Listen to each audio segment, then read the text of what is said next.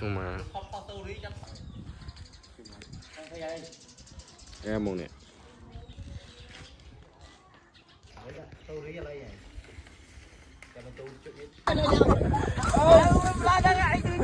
đây kia mình con trao nè anh con trao nó không ơi chú đã thả đây không thả đây không đã trong thoát hái này mà lại đốc với nào thôi lại biết ta có phải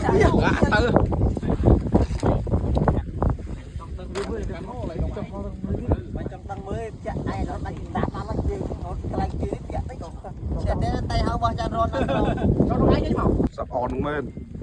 anh thôi chợt với à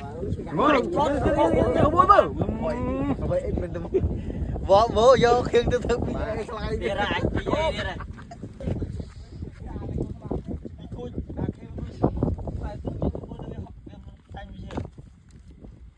phải không giống đo khơi rồi đúng không? Bạn này